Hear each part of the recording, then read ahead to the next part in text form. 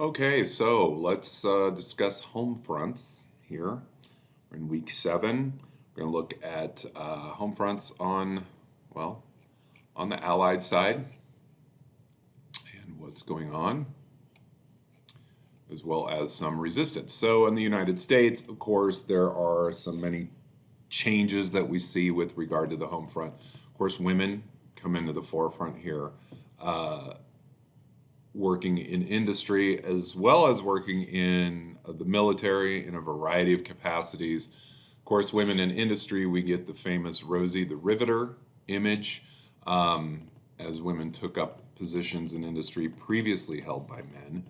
And when men come back, of course, they will mostly take those jobs back, which is a constant throughout the West. We see it in World War I, World War II. When the soldiers return, the women give back the jobs. Now, there's a little bit of change in World War II, though, because Rosie the Riveter, the experiences of these women, both in industry and in white collar jobs in the military and in various industries, this will certainly empower and help to provide a foundation for the more recent women's movement that will seek more of this equality of opportunity outside the home. As far as African Americans, we see the beginning of some integrated military units, and the experience during World War II, many historians would argue, helps to pave the way for the civil rights movement of the 20th century. Of course, we eventually see the Fair Employment Practices Committee, which requires all government contracts to have a non-discrimination clause. After the war, Harry Truman will put forth a few executive orders that promote this as well. But we also see increasing integration in the factories. African Americans move from the South to northern industrial centers, and they would work in the factories with women as well. Of course, we have the Double V campaign, victory at home, victory abroad. African Americans served in the military as well began to recognize the irony that they were fighting for freedom abroad when they did not really fully enjoy it at home. Additionally, there are some integrated units, a few, but some did work together, which placed some whites alongside African Americans for the first time. And this creates a realization that there were no real differences. This opened up many to the idea of acceptance and full equality. Additionally, there was some sense among our allies that we were being hypocritical for the reasons mentioned above. The United States claims to be the bastion of equality and freedom. It's going to war to fight for it, yet a significant portion of the population was treated as second class and absolutely denied true equality and true freedom. This is where the movement really began to grow, and it existed before, of course, a variety of ways after the Civil War. If you've taken class with me, you're familiar with these. But now it really began to grow and take action. And of course, in the decades following the war, the civil rights would grow and achieve many successes. There is one group that's definitely marginalized in a much more negative way during the war, and that, of course, would be Japanese Americans. They are interned according to Executive Order 9066. In February of 1942, Japanese Americans from the West Coast, which was considered a vulnerable area, were relocated to internment camps across the country: Arkansas, Arizona, California, Colorado, Idaho, Utah, Wyoming. Japanese in the Philippines had theoretically, supposedly, been collaborating with Japanese troops. And Japanese in California, some of them actually did support Japan in the war against China. And there are some examples of spy activity and other malfeasance on the West Coast. In no way did that justify the executive order or mass internment, obviously. This was quite a reaction, partially due to Pearl Harbor, of course. And partially, obviously, you've got the racial aspect. Now, it is also important to know that German Americans and Italian Americans were also interned during the war. Not at the numbers of the Japanese Americans, of course, but this did happen. But again, this mass internment, really one of the uglier moments in our nation's history. John Howard has an excellent work, Concentration Camps on the Home Front, Japanese Americans in the House of Jim Crow. And Howard's argument is just kind of how it sounds like. This was a sense of Jim Crow for Japanese Americans. I think we lose kind of sight of what Jim Crow actually was, because of course it's a term that many people use for political imagery to try to stoke passions.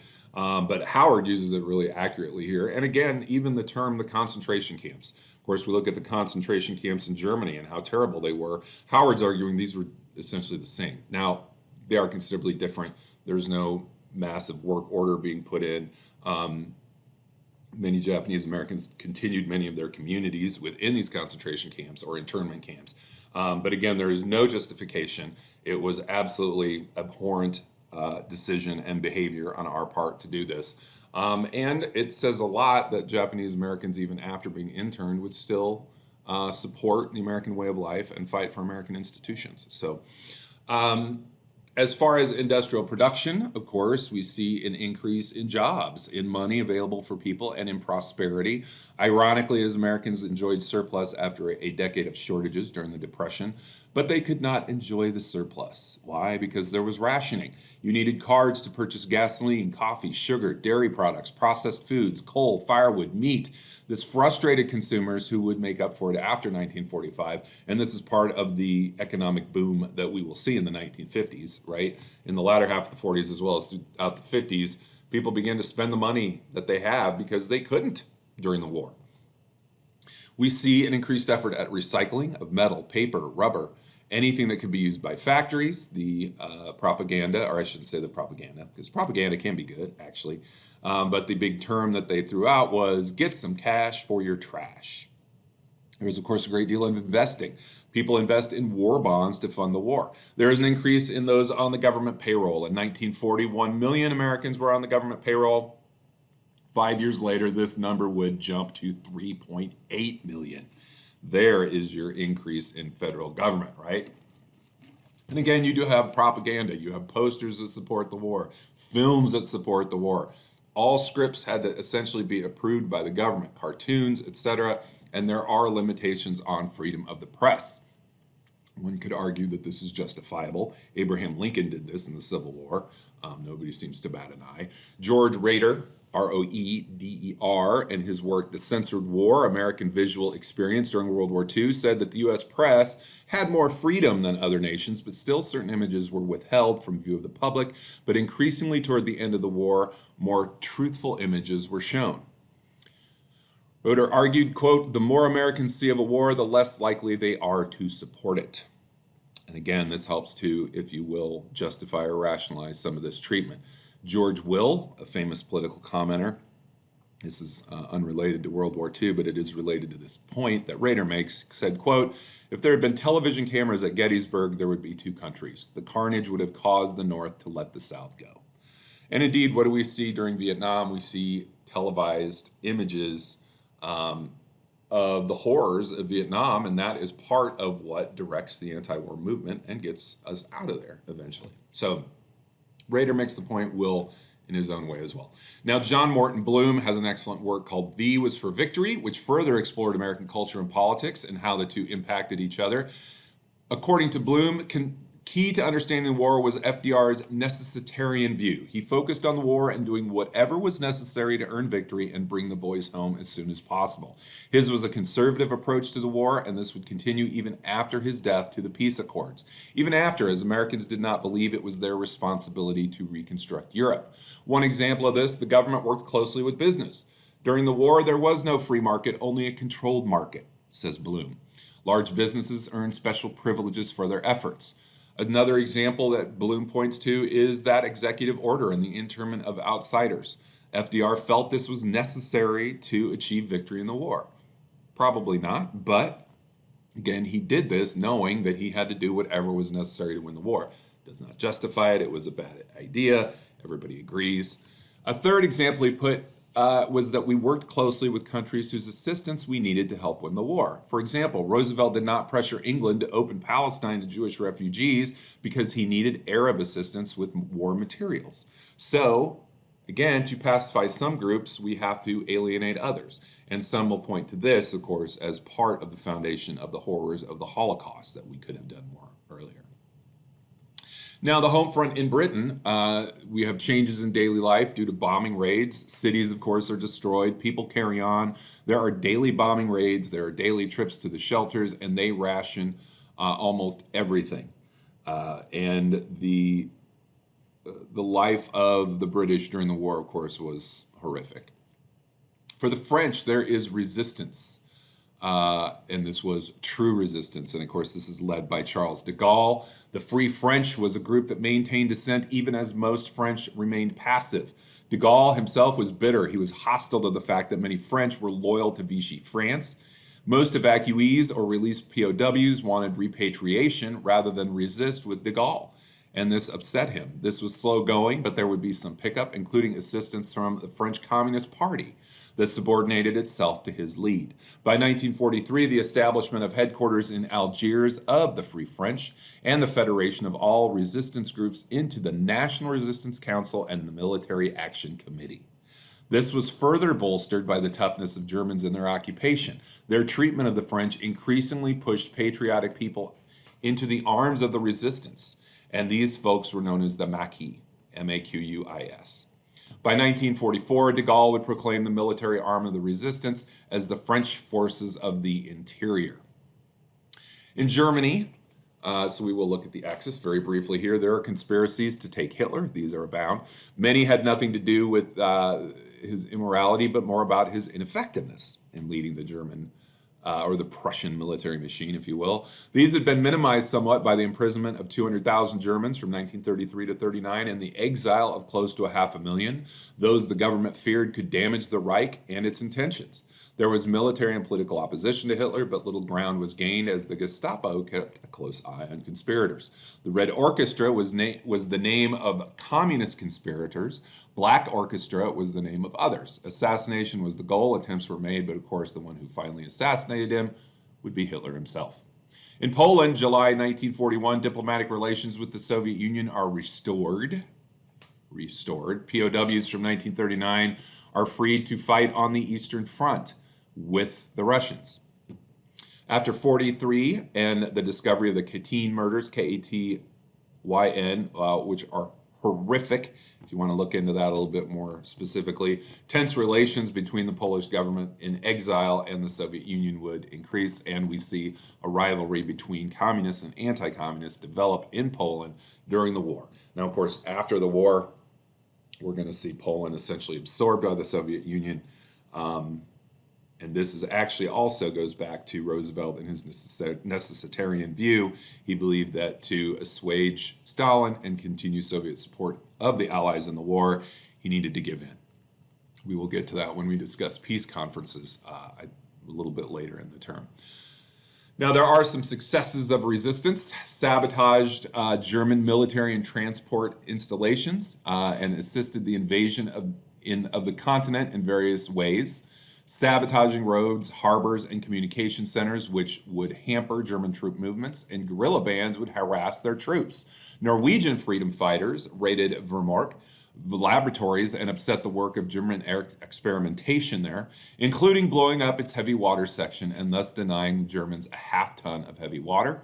The German commander there proclaiming, quote, "It was the best coup I have ever seen." So these Norwegian freedom fighters deserve some credit here. Polish resistance again was able to accomplish a great deal, starting with the discovery of German experiments with the V-1 and V-2 flying rockets, and including intelligence about launching pads along the Baltic Sea that would lead to a raid by Royal Air Force bombers on the pad.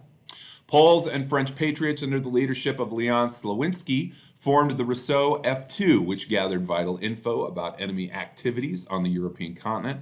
Dutch resistance provided intelligence about German force concentrations around Arnhem. And Belgian resistance seized the invaluable port facilities of Antwerp. Support was given to escaped POWs, as well as any Jews who tried to avoid capture by the Nazis. And in some ways, this provides a psychological uplift. It gave self-respect and self-confidence to those who fought the Axis, helping to build morale throughout the war. Again, we're fighting from the outside. These folks are fighting from the inside. And any victory that they can make is a huge step toward the larger picture. Some notable members of the resistance would be writers Albert Camus, Simone de Beauvoir, one of my favorite people of the 20th century, anybody who knows me knows, and of course, Jean-Paul Sartre. As far as the Soviet Union, there are hardships at every turn. We talk about how awful it was in Britain. It was even worse in the Soviet Union. But there was a focus on defending the motherland, per Stalin and his speech after the initiation of Operation Barbarossa.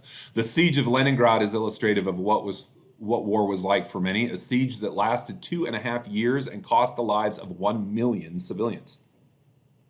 Hitler decided to encircle the home of the revolution, Leningrad, rather than attack it. He hoped to strangle the city into submission rather than spend resources attacking it. Now, if you're familiar with the Soviets, or with the Russian people, I should say, and their willingness to defend the mother country, this did not play out well. This siege did not go as Hitler had hoped, right? Now, within the first month, the city's coal and oil supplies were exhausted. Remember, the siege lasted 2.5 years, meaning there was no central heating, which led to water pipes freezing and breaking, so there was no drinking water.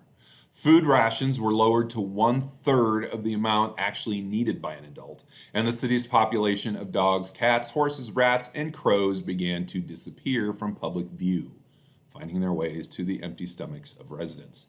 This is also when we see some cannibalism take root. Disgusting, yes, but these are the things that people did to survive. 11,000 died in the first November alone. 53,000 would die the following month. The ground was frozen, so they were unable to bury the dead. Corpses accumulated in the streets and parks. The lake to the east of the city, Lake Ladoga, froze and provided a lifeline for caravans of trucks to haul in food and supplies, and arguably more important, offered a path for some to evacuate. As some folks left, rations were increased a little bit, but there was still significant suffering.